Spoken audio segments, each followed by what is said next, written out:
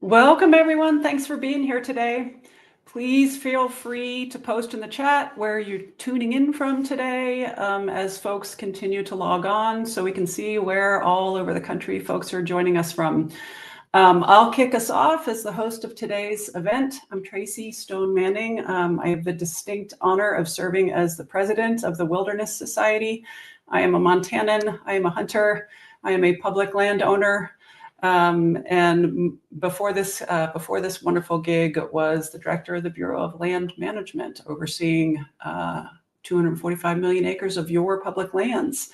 I'm delighted to be with you today. So before we begin, a few things to note. We're going to have audience Q&A, assuming that we have time. Please feel free to submit questions in the chat. We're not going to get to all of them, but we hope to answer a few of them. If you're a reporter tuning in and asking a question, we ask that you identify yourself as a reporter when asking the question. And everyone should know that this rally is being recorded.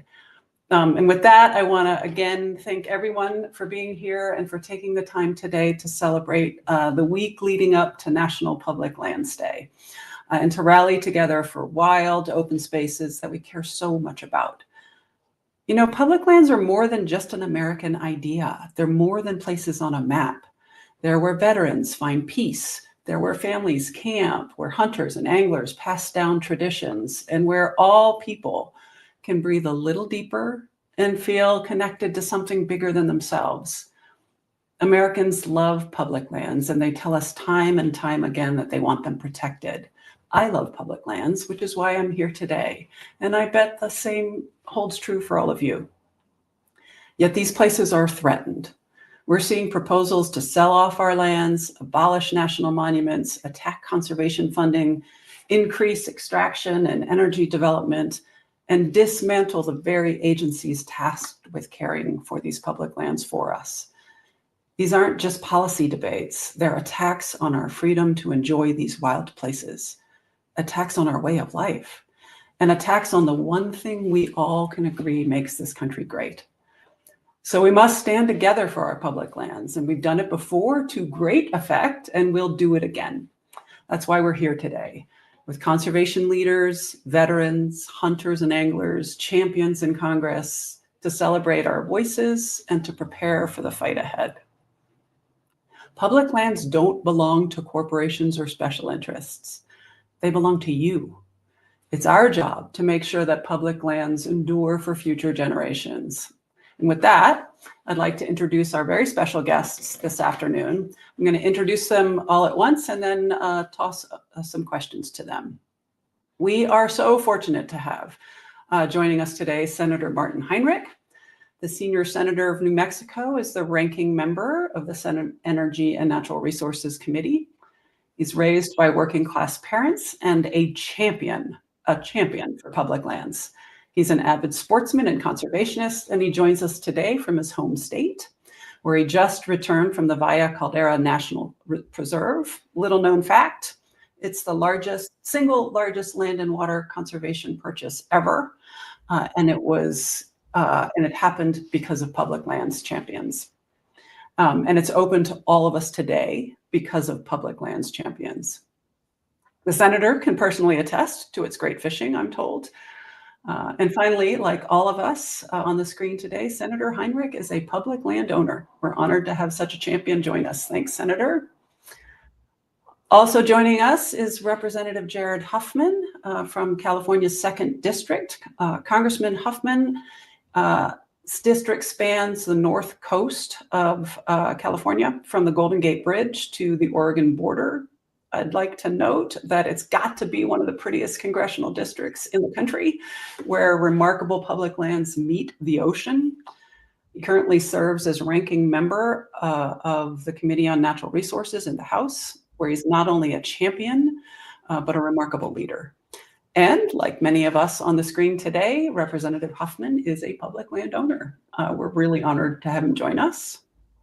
Also joining us today is Janessa Goldbeck. She is the CEO of the Vet Voice Foundation, a national nonprofit that mobilizes veterans and military families to shape American democracy. A former Marine Corps officer, she served overseas and advocated for policy change, including helping to overturn discriminatory combat exclusion policy. Before her military service, she was a human rights advocate. She holds a BA from Northwestern University and a master's in public leadership from the University of San Francisco. She is a remarkable leader, collaborator, and partner, and I, for one, am truly grateful for her service. And she, too, is a public landowner, just like all of us. And I think joining us a little later, he is en route, and hopefully the airline gods will allow him to join us, will be Ryan Callahan. He's the board chair of Backcountry Hunters and Anglers and host of Cal of the Wild. He grew up guiding, hunting, fishing, and playing like many of us in the West. He's a fellow Montanan based out of Bozeman, and serves as the conservation director for Meat Eaters and the chair for Backcountry Hunters and Anglers Northern American Board. Many of you know him for his great podcast, Cal of the Wild, and like all of us, you guessed it, he is a public landowner. So I'd like to thank all of you for being here today, and I'd offer this first question to our congressional members. Senator Heinrich and Representative Huffman, you both, thankfully, thank you, have been steadfast champions for public lands throughout your time in Congress. What drives your commitment to this issue, and why is protecting these places such a priority for you? Senator, we'll start with you. Thanks, Tracy, and great to be with all of you. It's a great crew here today. I started guiding in my 20s, and it was really amazing to me because I had a chance to travel around the world a little bit, and I realized that we just have something in this country that most people in the world would be absolutely envious of. We have this great sort of physical manifestation of democracy in these lands that belong to all of us. And I think the thing that's really motivated me to keep working on these issues for well over 20 years now is how much of my personal life story and identity is tied up in these places. My best memories, the time around a campfire with family, with close friends, these are the things that make me who I am. And without public lands, they wouldn't. I would be a completely different person. Yeah, amen to that. Representative Huffman, how about you? Yeah, thanks, Tracy. And Senator, good to see you. I'm so honored to be part of this great group that you've pulled together. And, I think my district sort of answers your question when you represent a piece of largely public land between the Golden Gate Bridge and the Oregon border with national forests and BLM lands and national park units, as well as all kinds of state and local government public lands. It's almost an embarrassment of riches. It's something that I have personally experienced in wonderful ways that provide awe and inspiration. So, I share some of Senator Heinrich's reverence, I think, for that part of what public lands can mean for people's lives. But I've also come to appreciate what they mean for biodiversity and resilience. There's so many different values that our public lands bring to us and that should be appreciated. So I think that's kind of the mix of it for me. I live in a place that is just so grand and wonderful, and I have to be a public lands champion. Wallace Stegner talks about scenery matching the people, right? The places that we live make us rise to these occasions. Thank you both for being such staunch advocates and defenders of public lands. Janessa, I'm going to turn it to you. Many veterans talk about finding healing and purpose in nature after their service. Can you share some stories of how public lands have supported that transition for folks? Yeah, absolutely. Well, aside from my own love of public lands, I grew up in Southern California, in the ocean, in the mountains, an avid outdoors person. And I think a lot of people who are drawn to military service share that quality. We like being outside. We like getting our hands dirty. And so there's this sort of natural affinity already. But I think for a lot of veterans, we see protection of public lands and conservation as part of our oath to defend this country and everything that makes it beautiful. And for a lot of the folks that work with us to advocate for protection of public lands and to push back against rollbacks on these protections, for a lot of them, it's really personal. You know, we have a Marine veteran who was a huge part of the Chuckwalla National Monument campaign, who really worked through a lot of his own trauma that resulted from his service by being outside, by going outside, by reconnecting with nature. And that story is, you hear that story over and over and over again. And I think for a lot of veterans who don't get to spend a lot of time with their families when they're active duty military, they're deployed, they're living in another state, they're out on a training exercise. These are places that many of us have really used to reconnect with our families and our loved ones when we're back, and have that special time in nature that is just not replicable in any other setting. So I think it's really personal for a lot of folks. And after their service as well, a lot of veterans actually work in the outdoor recreation economy, or they work for the federal government in conservation jobs, Department of, the Forest Service, as firefighters, working for the Department of the Interior. And so 30% of the federal workforce are veterans, and a vast chunk of those are actually working in conservation. So there's a lot of different touch points for us, but I think that basically encompasses it. Yeah, service, enduring service. You know, I'll never forget talking to an Iraq veteran who said that what got him through some of the hardest moments was closing his eyes and seeing and being in some of his favorite public lands at home. And that will stick with me forever, hearing that. Senator Heinrich and Representative Huffman, we're even with stories like that, we're seeing proposals to sell off public lands, abolish national monuments, attack the Land and Water Conservation Fund, which is so wildly successful. How do these attacks on public lands affect everyday people in New Mexico and California? You know, whether they're veterans or hunters or families just looking to touch nature in open space. Senator, let's start with you. I think people's identities and lives, kind of like what I described for me personally before, are so entwined with these places that I think the folks pushing these agendas are incredibly out of touch with the folks that I represent, for example, who really care about these places and whose entire lives are sort of tied up with them. And so I don't think they realize how incredibly unpopular these efforts are, whether you're talking about rolling back the roadless rule and what that means for hunters and anglers, or whether you're talking about the full-on attempt to just sell off millions of acres of these public lands.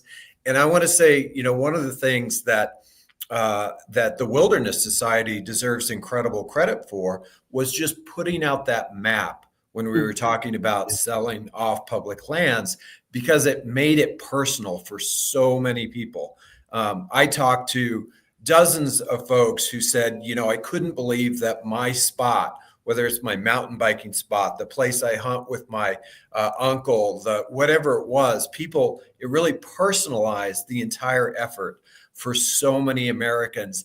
And then you just saw the incredible backlash that ensued. Phone lines, all the voicemail full in Western senators' offices. It really motivated people to push back. And so I think there is a lack of awareness from the folks who are pushing this agenda of just how out of touch they are with average Americans. Yeah, I think out of touch is a really kind of a great way to frame it, right? I recall reading from Senator Hickenlooper saying that his office got 62,000 emails and 5,000 phone calls on the public land sell-off issue. I mean, that is astounding, right? And it was from all walks of life.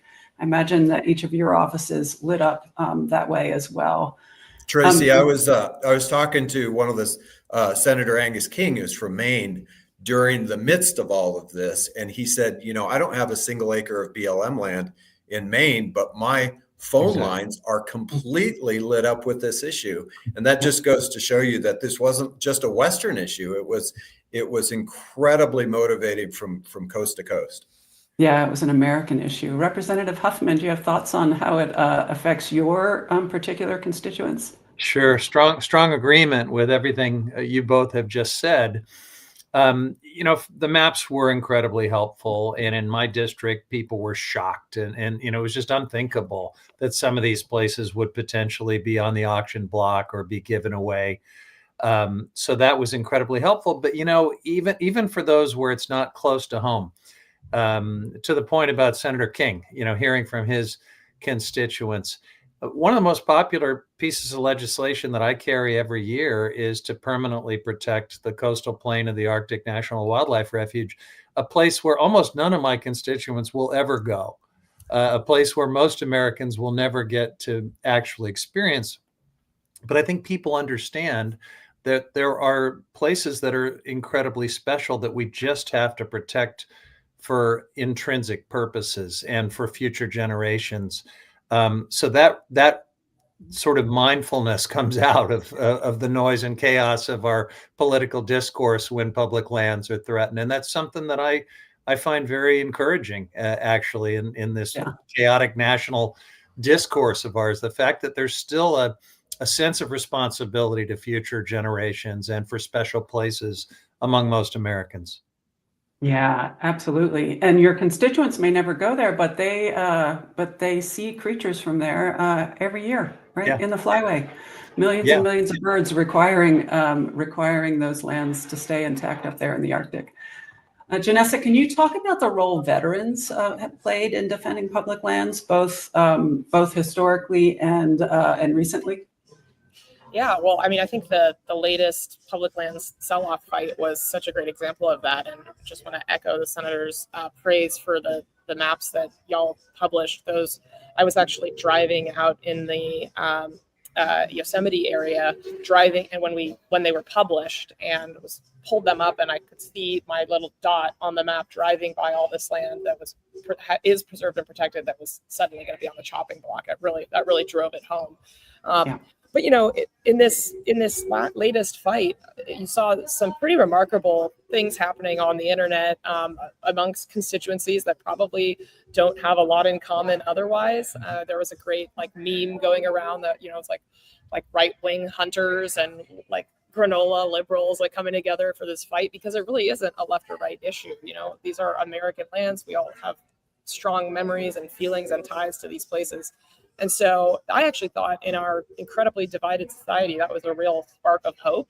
I really appreciated Congressman Huffman and Senator Heinrich's leadership really early jumping on it and saying, we're going to lean into this and really make it clear how deeply unpopular this is. Because to your point, I think earlier there was maybe this thought that the depth of emotion about public lands is, people aren't paying attention. They don't care. And this just really exposed, I hope, to folks, whether they're in the West or not, just how unpopular it is to roll back these protections and remove national monuments. And veterans played a huge role in that. And I think their voice was really important in talking to Republicans who maybe didn't understand that this was a veterans issue, that this was something that veterans and military families care really deeply about. And this is, this has been from the very beginning of this country. Veterans have been part of the fight. Teddy Roosevelt, a Rough Rider, established the national, modern park system. Earl Schaffer, who was a veteran, the first person to hike the Appalachian Trail through Hike It. When he was asked why he hiked, he said to walk off the war.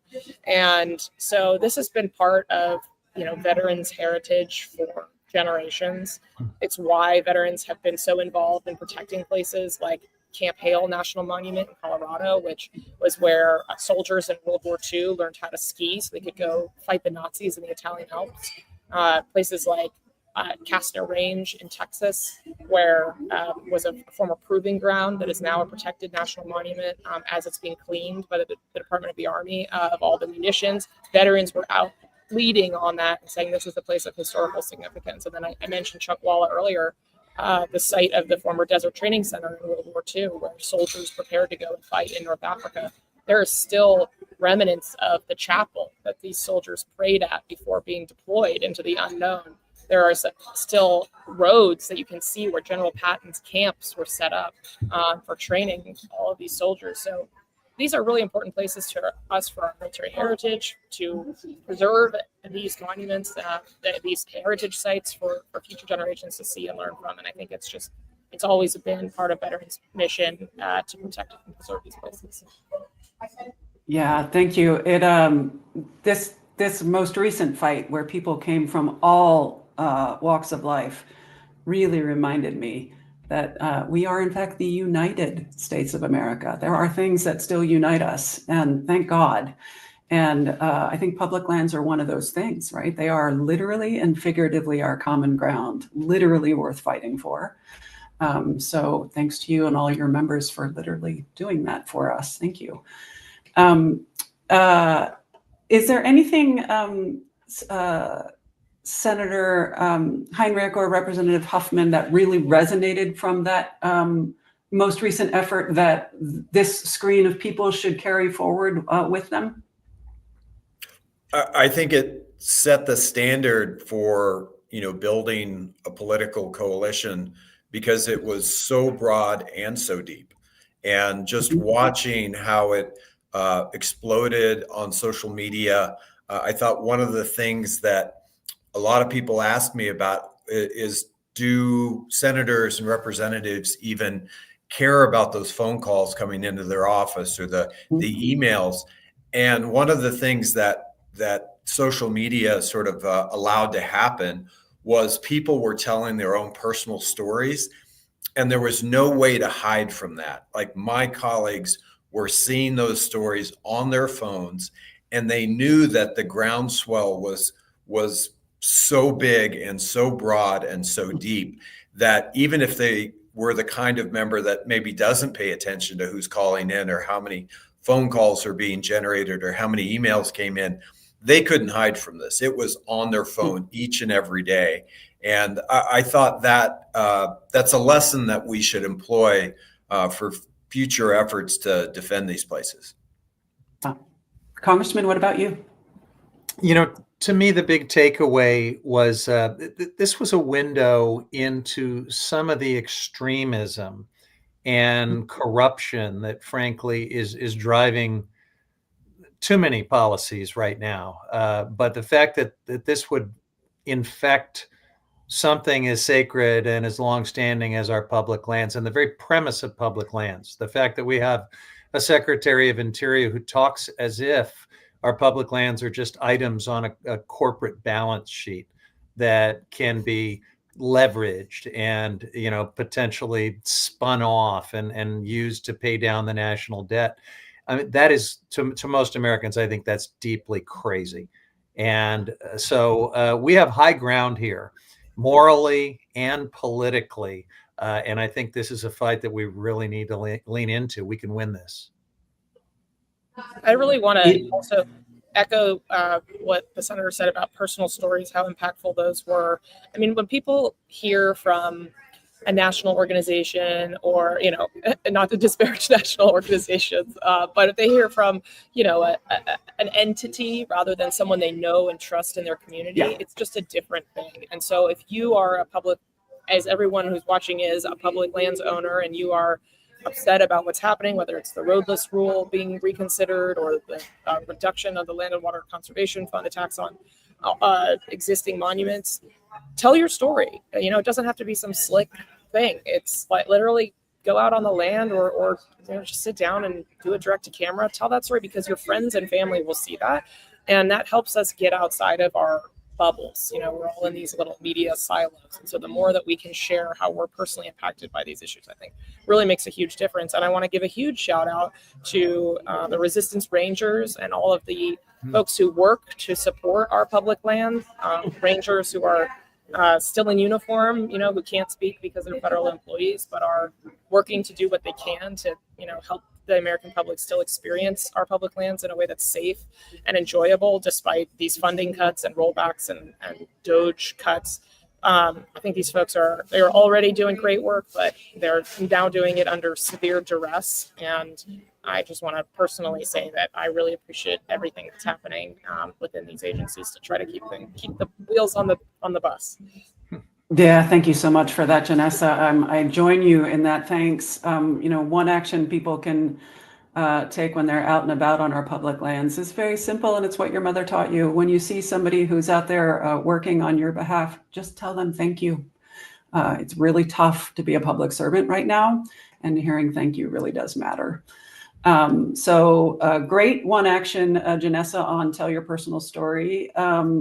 Congressman Huffman, what one action would you urge that people take this Public Lands Day to ensure that we're going to keep these lands open for future generations?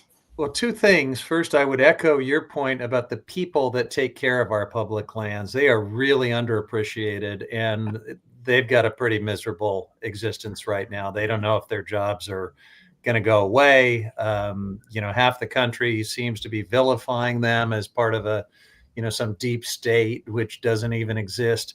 So, show your appreciation for the underappreciated folks that take care of our public lands. Second thing, get out there and use them.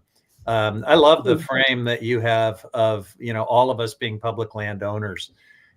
We should use that term more often, I think, to help people understand that, this is just our natural heritage, our shared natural heritage that all of us have equal stake in. The regular person on the street and the wealthiest billionaire are total equals when it comes to our public lands. And that's pretty awesome, I think. Yeah. So get out there and use them. I think folks who do that are sort of reaffirmed in the inspiration, and you learn things, you just feel better when you get out on your public lands. Do it. Yeah, you sure do. Senator, what one action would you urge folks take for Public Lands Day? I would say, one, get out and enjoy those lands, and then turn around and turn that into a story or something that you can communicate to the broader public if you can. Tell those stories on social media, and make sure that while you're out there getting back in touch with all the great things that make us Americans, turn that around and put it to work for our public lands, for the people who steward our public lands. And in my gratitude to those folks, I would add, that a special thanks to all the wildland firefighters, because we lost so many people who support them in the last few months. So many red card holder public employees who do get mobilized to help with that effort, and those folks are shouldering a lot right now. So thanks to all of them as well. If I can jump in here and tell a quick story just to illustrate the senator's point. We work with a really amazing veteran named Greg, who was a Marine Corps veteran, served honorably, then did a second stint of service as a wildland firefighter, and had recently been promoted, and therefore was in a probationary status and was doged. He is an extraordinarily senior firefighter, and he is sitting there watching the agencies. He lives in the state of Washington, in rural Washington, and he's sitting there watching the agency completely gutted, all of the senior firefighters gone, heading into fire season. And just, this isn't like, you can't just get that experience back overnight. We're taking people out of careers who have served honorably in so many different ways, and are working to protect our homes and our public lands from fire and other destructive things, and we're just tossing them to the side. That really doesn't sit well with me, and I don't think any American, again, regardless of your political stripes, can feel good about firing a veteran firefighter from protecting our public lands.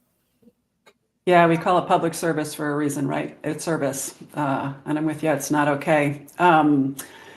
So speaking of getting involved in making a difference, we're going to add to the chat right now a few ways that people can take action on this Public Lands Day. So look for that in the chat. And I think we have time for a few audience questions, and hoping that Cal is able to join us. And if he is, we will throw the mic to him as well. Let's take a peek. Looks like, here's a question. Are there pieces of legislation that we should be paying attention to for organizing purposes to fight back against these threats? Okay, you've asked this question to the perfect panel of people. I can't say deeply enough how grateful we are for Congressman Huffman and Senator Heinrich's service on their respective natural resource committees. It is brutally hard work to be doing that work in this moment in time in history, and we are very grateful for their leadership, and they are tracking these pieces of legislation very carefully and closely, so I will turn it to them. Senator, what pieces of legislation should folks be looking at and championing? Well, first, let me throw one out that I think is a real threat right now, which is the Congressional Review Act. It's never been used in the past to overturn resource management plans, but that's how it's being used under this administration, and that could potentially facilitate the sell-off of more public lands, because what'll happen is if they use the Congressional Review Act to get rid of the current management plans, it could revert to an old management plan where much more land was considered for disposal, for selling off. It could also just set us back decades in terms of the values and the stewardship that we expect on those lands.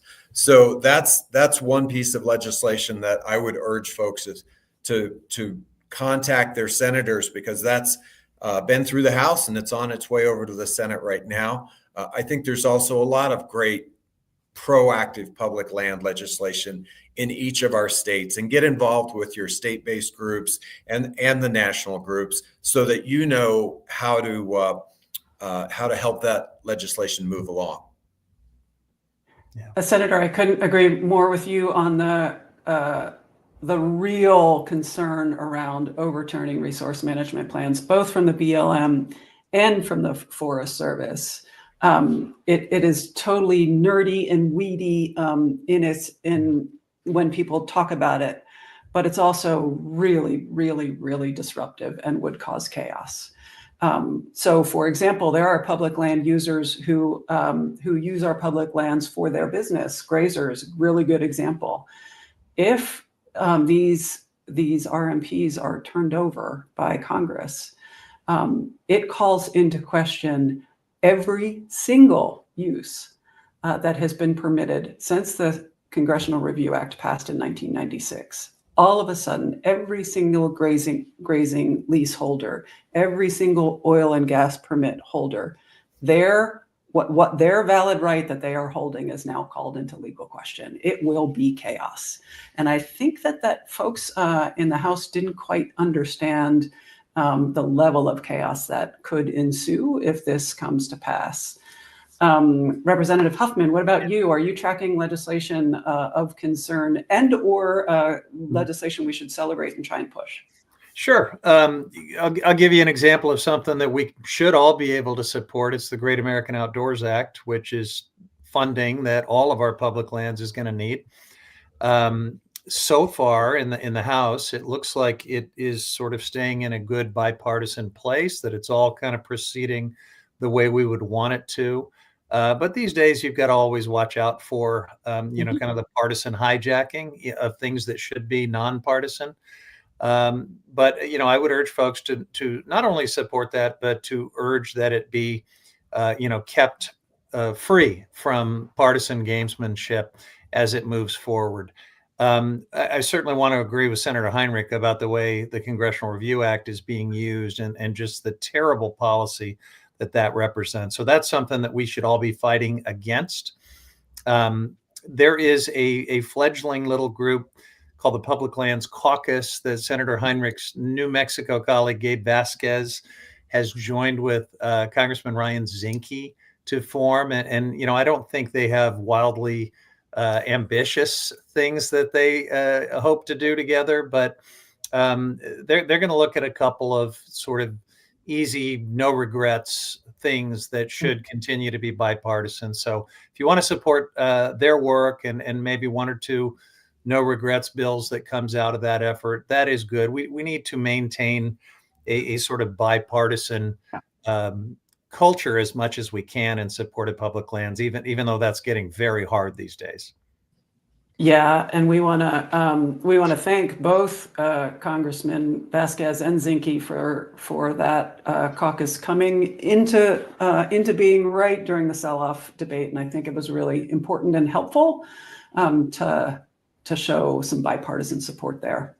It was perfectly timed that way. Janessa, is there any kind of legislation that you Vets Voices is looking at to move forward and/or stop?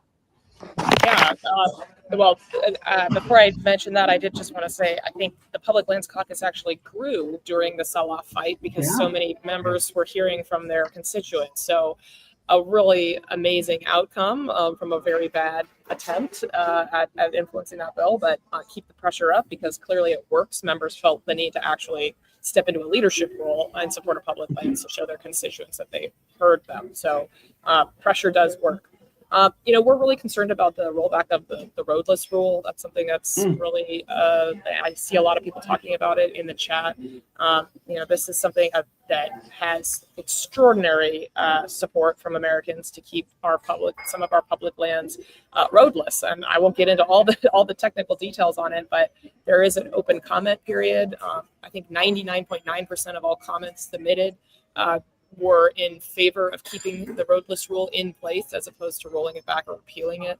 But this is just one of a number of efforts that we're seeing, whether it's diminishing the Land and Water Conservation Fund, which, by the way, President Trump permanently authorized. That would be, Congressman Huffman mentioned the Great American Outdoors Act. That was Trump's signature on that bill. So I think there's a real lane for us to make it clear to members and to our fellow Americans that these are bipartisan issues, and that this isn't something that right or left, you have to disagree with each other on. Like, these are things that have happened in Republican and Democratic administrations, things that people have fought for decades to achieve. And once we roll them back, we can't get that. We can't get them back. I'm really also very concerned about the Arctic and what is being proposed there.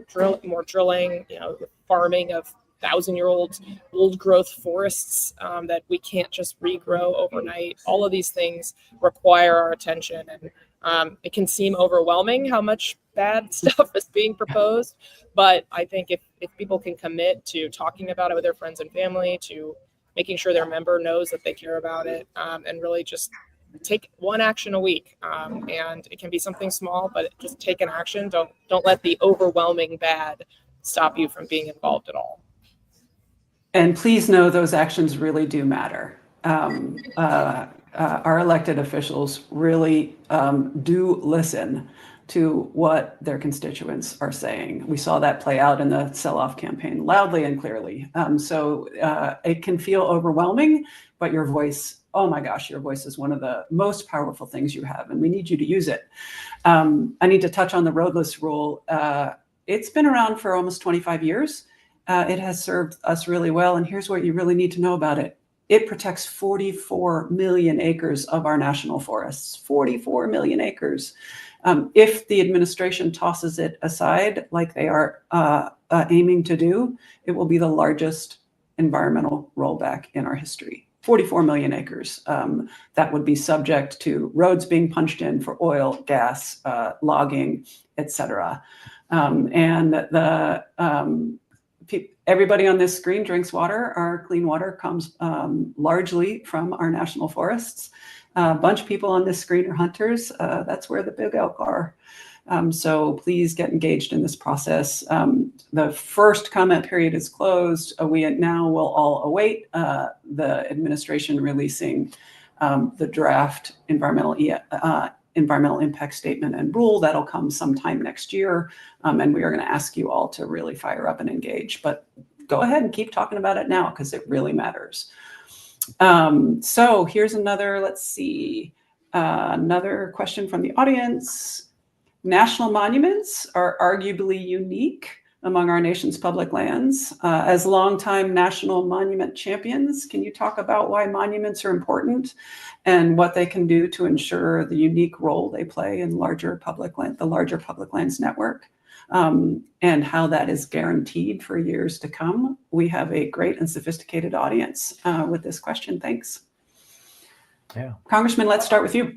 I'll jump in. Sure. I think with the Antiquities Act and national monuments, the real benefit is the permanence that it brings and the certainty. To be made a national monument, the land has to already be in federal ownership. But there's lots of things that can happen to places like the in my case, the Stornetta Public Lands, which we were able through an executive action by President Obama to make part of the California Coastal National Monument, the first land-based gateway to the coastal national monument that President Clinton created. And that's something that we just really needed to lock down for future generations. So to me, that's it. There's a long history and a heritage of national monuments going on to become units of the national park system.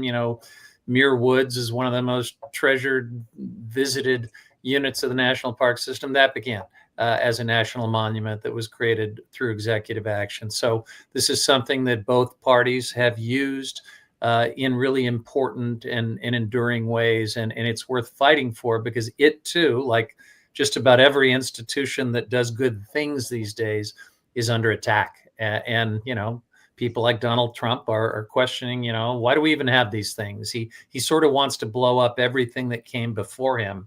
And there are certain things like the Antiquities Act, national monuments, public lands that are just too important to let him destroy. Yeah, brought to us by President Theodore Roosevelt. Senator, can you talk about the importance of national monuments, both for your state and for the country at large? Well, speaking from personal experience, having been at the center of the creation of two national monuments in New Mexico in my lifetime, the Rio Grande del Norte and the Organ Mountains Desert Peaks National Monuments, those were the epitome of community-based conservation. And they were the result of an enormous number of people in those local communities coming together and working really hard because they had a vision for really elevating those public lands and making sure that those landscapes stayed intact. And I remember at the beginning of the first Trump administration, Ryan Zinke was recently sworn in as the Secretary of Interior, and he came out with an agenda of potentially rolling those two monuments back. And then, to his credit, he listened to those communities, and they overwhelmingly said, whoa, we did this. This is our ownership of something that we share with the rest of the country, but it's really, really important to protect. And you know what? Those boundaries didn't change.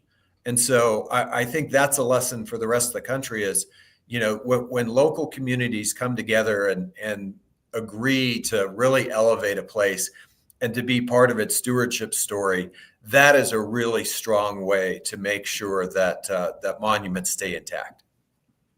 I saw that in my last job as the director of the Bureau of Land Management, and was reminded that these lands, of course, are ancestral homelands to so many tribes, and to see tribal people having worked literally for decades in protecting a place, and to see that sort of commitment to the hard work it takes in getting that long-term protective designation come through in place after place was a real sort of joy to see, and a real, I think, such an important part of the fabric of our country's story, right? Our public lands tell our country's story, and sometimes literally written on the landscape, right? Telling the people from stories from thousands of years ago. Looks like Cal, that the airplane gods have served us, and that he has joined us. Cal Callahan is here, again, reminding you, chair of Backcountry Hunters and Anglers, also conservation director for Meat Eater. You know him perhaps from his very cool Cal in the Wild podcast. Cal, welcome. We're talking about national monuments and why they're so important, but we can also back up and we've been telling stories about why public lands are so important to each of us. And I'll toss it to you to tell us, you give so much of your time professionally and personally to ensuring public lands are passed to the future. How come? Oh boy, I wish that was an easy question. I guess it is an easy question. It's the only thing that has really connected with me my whole life, and I can't get away from it. And have many failed relationships to speak to that point.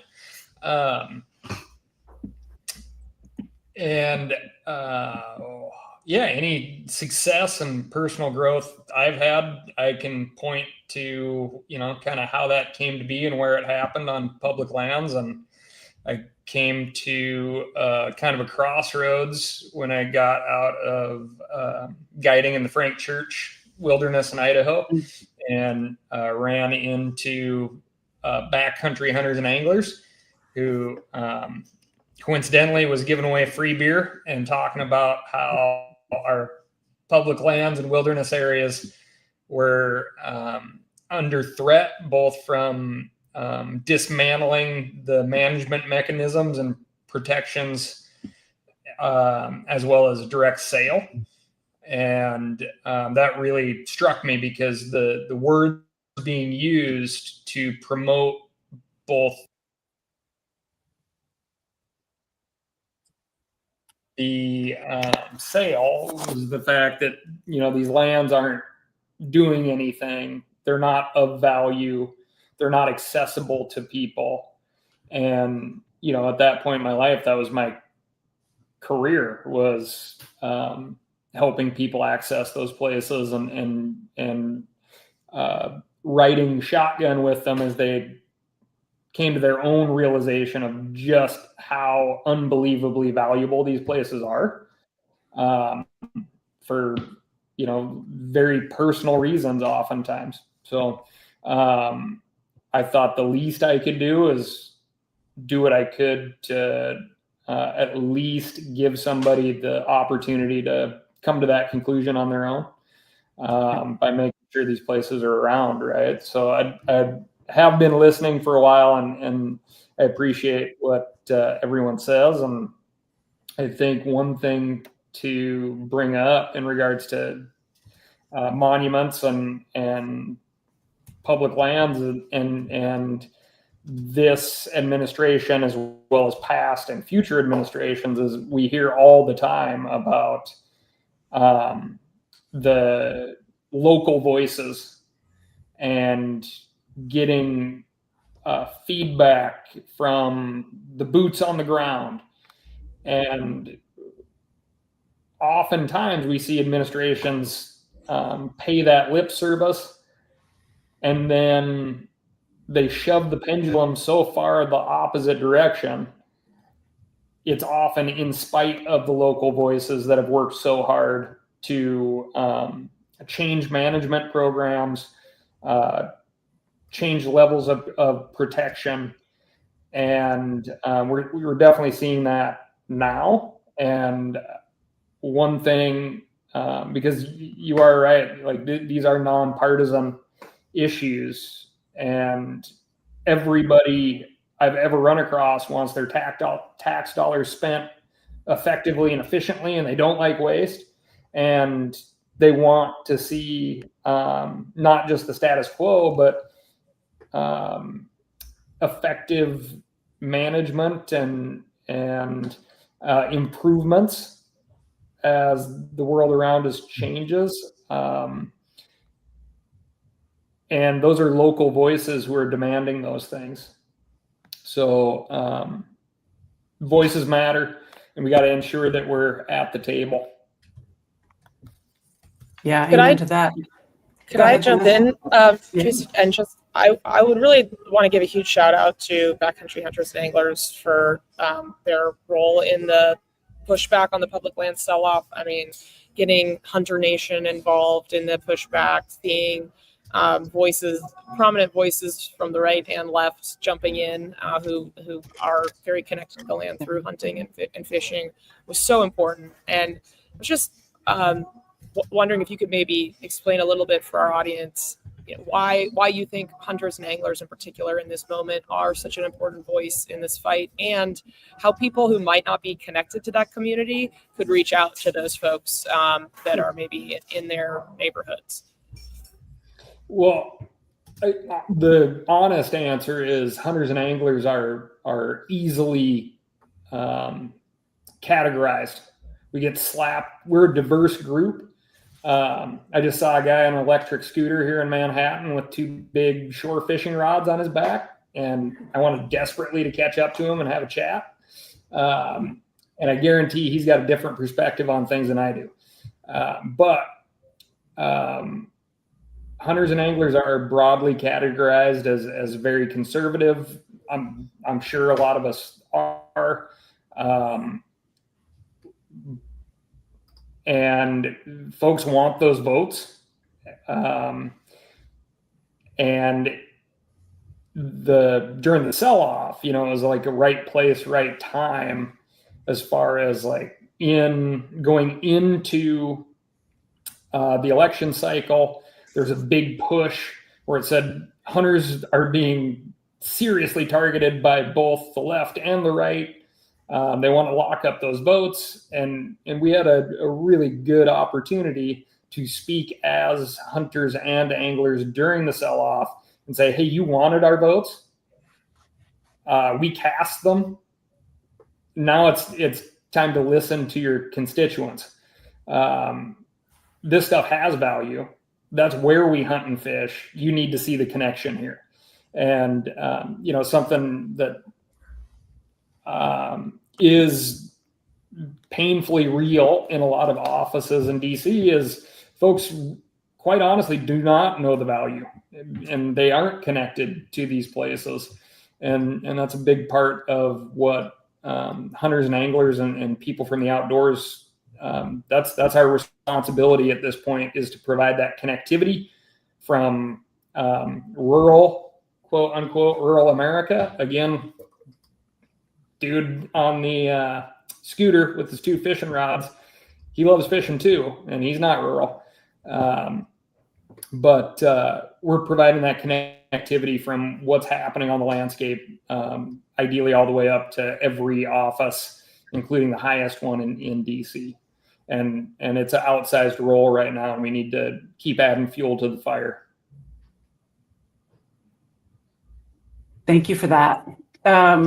Looks like we have just a few minutes before we wrap up. So we've got can pick one more question, which is brutal, since there are so many good questions in the chat. Here is a provocative one. With agency dismantling, how can we create a sustainable system of public management lands public lands management for the future?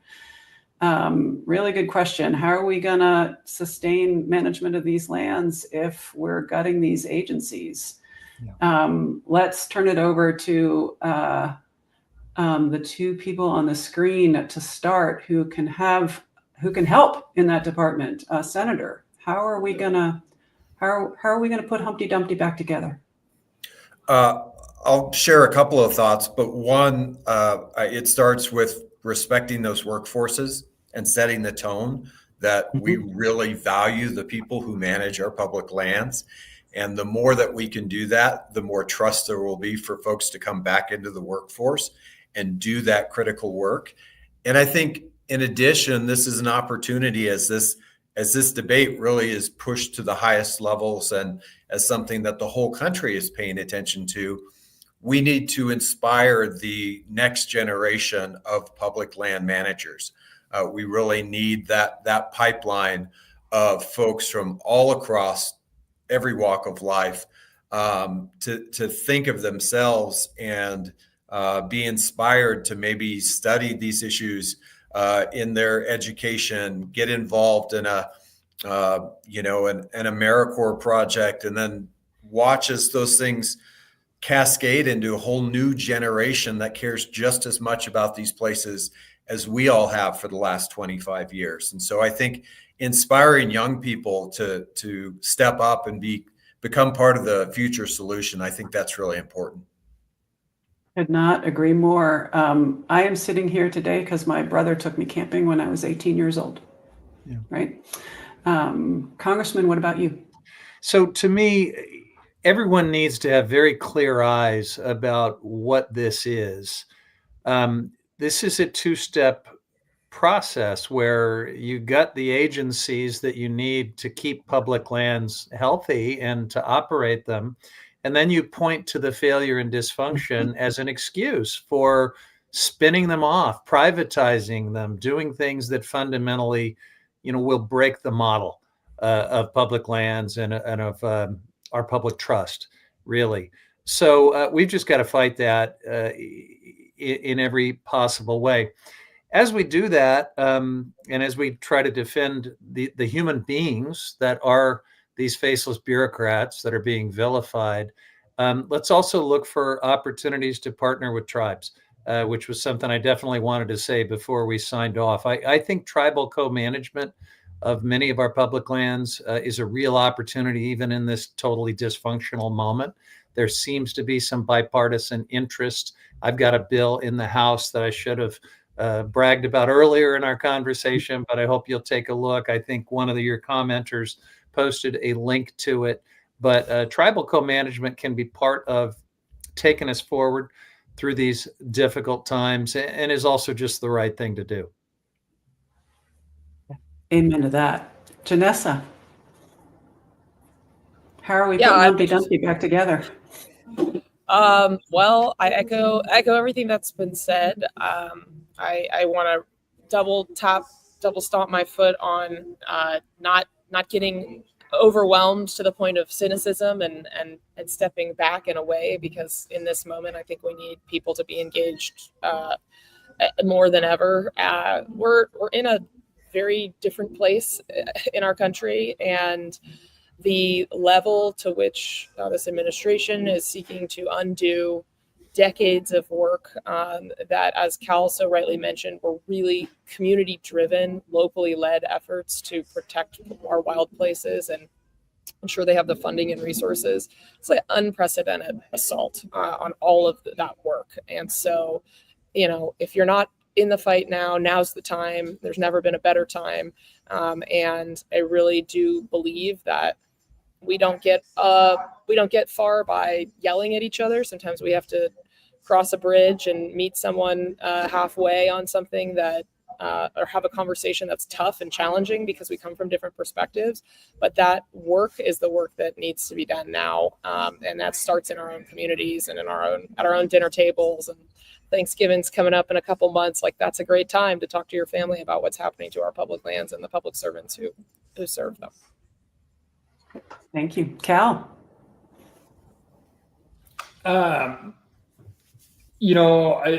Short answer is we demand it. These are our public lands. We want better and more effective management, and we recognize the fact that the people who dedicate their lives to managing these lands are real civil servants. And that's the bulk of the federal employee base in these systems. And those are the people that I run into 9 times out of 10. And I am I don't know what you'd call it, an Uber user. I'm out there all the time. On top of that, we need to demand that this be America, where we can have our cake and eat it too, and reject this constant narrative of it's got to be all this way or all that way. So to use roadless rule as an example, that's 44 million acres of incredibly diverse ecosystem and habitat and landscape. There is no blanket management that is going to effectively address that diverse system. Spread across 32 states. It's a lot. It's hard management. and it's all special, and it's all very much needed for the growth of this country and our population. And it needs to be managed as special and valuable. And it's not going to get done through blanket rollbacks. We need to get into the nitty gritty and do the hard work and see what the real asks are. It's not timber. And then try to address those where they need to be addressed. Again, it's not going to be on 44 million acres, one size fits all model. Yeah, which is why many of us have asked the Forest Service to have more than one alternative, which is just do away with it, and to have some more nuanced discussion about what's necessary. This has been such a remarkable conversation. I'm told we're almost at the top of the hour. I'm going to add my 2 cents on how we can ensure these lands go forward. It's where we started, which is our voice is our most powerful tool. We live in the most beautiful democracy in the world. And for the democracy to hold, we have to use our voices. And when we use them, we can move mountains. We just saw it happen with the selloff debate. So all these friends on the screen, please, please, please continue to use your voice. Please, please, please. Go out when you can into nature and our public lands to fuel yourself to use that voice.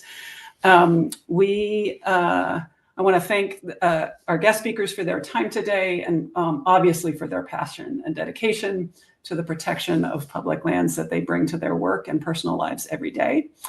We've got some calls to action. So I think the team is going to put that slide up. You can take pictures with your phone to go jump into the actions that you can take. Thank you so much, all of you, for tuning in and for caring about public lands. Here on the slide are ways you can take action to help protect our public lands or get more involved in the work. Last but not least, even though Public Lands Day is every day for people like Cal and all of us, Public Lands Day is this Saturday. So I encourage everyone to get outside onto our public lands and enjoy all they have to offer. Maybe take a picture and put it up on social media to show your friends and extended networks how valuable these places are to you and to the whole country. I hope everybody has a great day on Saturday. Thanks again for joining us today. Thank you to our guests and to Bet's Voice for organizing this and bringing us all together. Thanks, everybody.